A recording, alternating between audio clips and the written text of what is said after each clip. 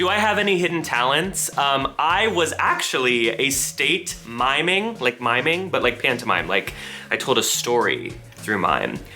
In high school, I won 3 competitions for like high school mimes in Ohio. So, which is funny because I'm such a talker now, but you know, I guess I can even do without it. If these vocal cords bursted one day, I think I could still have a bit of a career. Do I ever seriously consider quitting social media? Every day. Every day when my alarm goes off. But no, I actually really, really love doing this. There's nothing I would rather be doing, and I love the people I've gotten to connect with and the crazy, stupid, like video concepts, like the things I thought were the things everybody said at their elementary school playground. I literally just was like, one day I was like, how do we all know what say I cup means, or like what word starts with F and ends with uck? Fire truck. Like everybody said that, and nobody, I feel like tracing down the origin is really hard. So it's just fun to like have funny thoughts like that and be able to make a video out of them, and like to share them with the world is just so cool. I'm so grateful. If I had to eat one meal for the rest of my life, what would I eat? Listen, I worked in restaurants for 7 years before I started doing social media, so I got this one like clockwork. There's something it's called the Chicken Brian at Carrabba's, which is where I worked for 3 years in college. Chicken Brian, which is grilled chicken with lemon butter, goat cheese, sun-dried tomatoes, and basil. I would upgrade to the fettuccine Alfredo on the side because it is more than worth it. And then for my starter, I'm doing a Caesar salad, Coca-Cola on the side to drink. Do I get dessert too? If I can go to a different restaurant, I'm going to get a Frosty at Wendy's. What advice would I give to my past self? I think the things when I was a kid that I was kind of bullied for and that I wished I could hide and wish weren't a part of me are, I think, the things that now that make me stand out and have given me this career, like talking too fast, being like obnoxiously creative, being very eccentric. I hated those things about myself when I was a kid because people usually picked on them, and now they're the things I love most about myself. So, you know, I wish I could tell myself, like, don't hate those things about yourself, like follow those passions and follow those talents and those things that you're scared of and those things that you're afraid of being, because those are gonna be so invaluable in the long run. What advice would I give to somebody that wants to be a social media creator? You have to fall in love with the process of creating, of making content, of writing skits, of singing, of like adding fun spins on lip syncs. If the only thing that you like about making social media content is seeing the likes and the views and the follows rack up, you're not in control of those. Those can go away. But and they start to get less and less appetizing. You kind of need more and more to get that same like excited feeling. But if you always enjoy the process of creating, no one can take that away from you, and you won't feel burnt out ever because you're always creating new things and enjoying that process. So I think that's very important for a long career. What is my most embarrassing moment? Are you really gonna make me share this, famousbirthdays.com? My most embarrassing moment was probably when I was in the 3rd grade. I think I was at Cub Scout camp. I didn't particularly enjoy Cub Scout camp very much, but it was my birthday. It fell over my birthday, and listen, I was dramatic from the beginning. My birthday was a very special occasion for me, and so you got mail like once a day at like dinner. So like your parents would like send you a little letter, and you were like, oh, whatever. Anyway, so it was my birthday, and I watched everyone else get their mail, and I didn't get any mail, and I was so upset, and I felt so embarrassed and so unspecial that I was bawling my eyes out in front of the whole camp at the dinner table. Little did I know that there was a lot of mail for me. They were just saving it all for the end and then gonna sing happy birthday to me. But like, while I was doing that, I was like, Carrie, like tears, like thank God I wasn't wearing mascara, because I would have been like a prom queen that lost by the time they were all singing me happy birthday. So oops, but oh well. Wish we had film of that, because it would make for great content today. What is one thing people that follow me don't know about me? I think a lot of people that follow me think I'm a teacher. I'm not a teacher. I'm just cosplaying as one. My brother was a teacher, my cousin was a teacher, my aunt was a teacher, so we've got a lot of it in the family. But when I was trying to figure out like experimenting with different styles of content, I was like, school is so funny. There's a lot of like funny moments that happened in school. And it's something everyone can relate to because most of us have been to some sort of schooling before. So it's incredibly relatable. So that's kind of just where I focus my content. 1%, and like 99% of those jokes are all just from memories or from crazy things that happened to me when I was growing up at my school. But I'm not a teacher. I'm not like actively in the school system anymore. I'm not even a substitute teacher, but maybe I should like get my certification for that, because I'm probably come up with some really good content ideas. What is my favorite birthday memory? Last year for my birthday, I went on a little not staycation, we don't live there. I went on a little vacation with my boyfriend to San Diego, and on my actual birthday, I hit 1 million followers on TikTok, which was such a cool milestone to hit and such a cool day to do it, and to be down there with him and celebrate. It was just so much fun. So that was probably my favorite birthday memory. Or the time that I was in the 5th grade and I got mono on my birthday and my neck was the size of a tennis ball, but that was really dramatic, but I did like the attention. What is my favorite video that I've ever posted on social media? I believe it was Teachers, High School vs. College, which is one of my series. I think it was part 7. And I made this joke about like one of the students having her period and like asking to use the restroom, but kind of like talking around what was going on. And the teacher character like not understanding at all and kind of like, you're bleeding, I don't understand, I don't see any blood.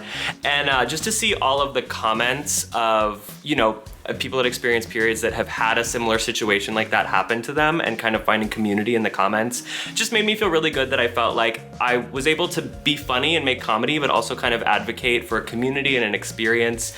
So that was really, really cool. What is my goal for where I'll be in 3 years from today? I really, really, really want to put out music. That's been a dream of mine since I was a kid, even when I didn't know how to sing at all. And it was like finding Carmen Sandiego to find the right note. I've always wanted to do music, so it's something I'm working on. But that's really, really, I realized if my social media all went away, if all my accounts got deleted, I would be so upset that I never used this opportunity to put music out in a space where I feel like people would listen to it. And it might be it might be worth spending the money on. So keep an eye out. What is your favorite holiday?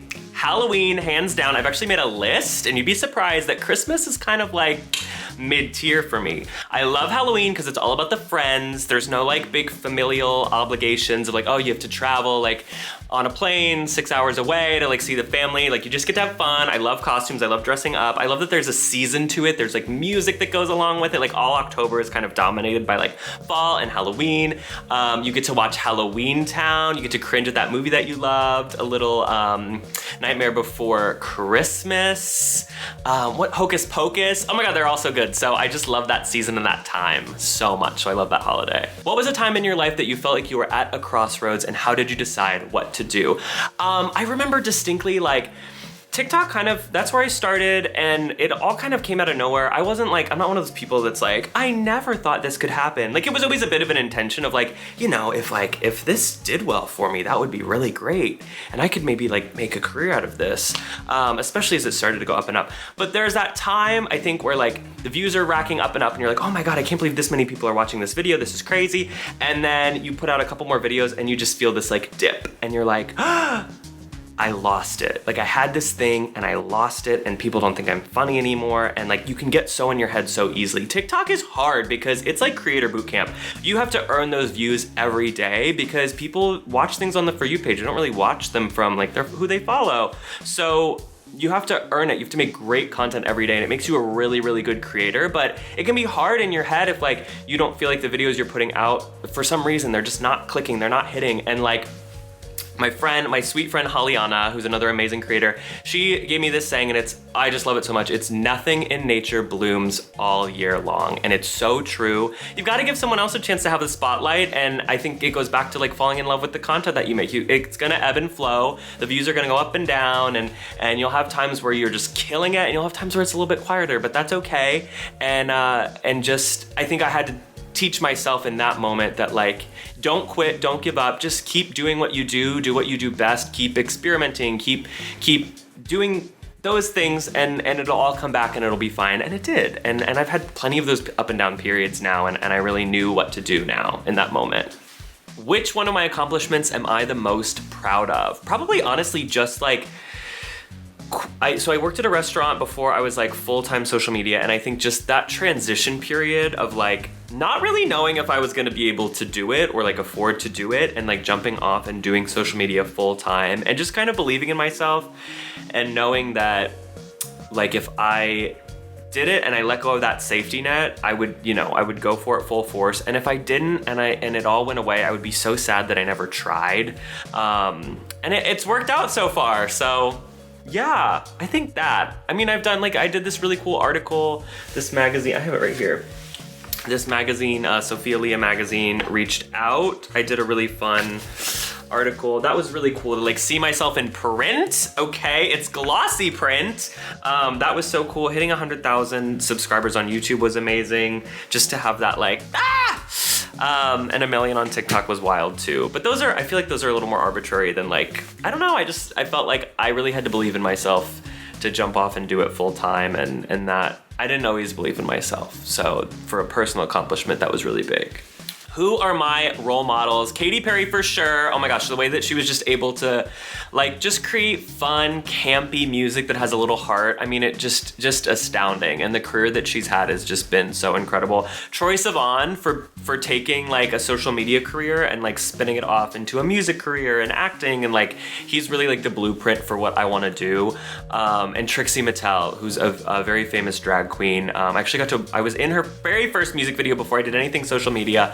She couldn't be sweeter. She's so kind, and she's just so hardworking, and just taking like a reality TV show appearance and making just a huge career out of it is just so cool, and so inspiring. She's a makeup line now. She's got her YouTube show that's so successful. She's doing a real reality TV show, not real. She's doing a reality TV show though on Discovery Plus. She's done so many amazing things. A music career, she's incredible. Thank you so much for coming to my page on Famous Birthdays and Famous Birthdays. Thank you so much. Thank you so much for coming to my Famous Birthdays page and Famous Birthdays. Thank you so much for having me. My name is Scott Frenzel. You can find me at scott.frenzel on YouTube, TikTok, Instagram, all your favorite social media spots.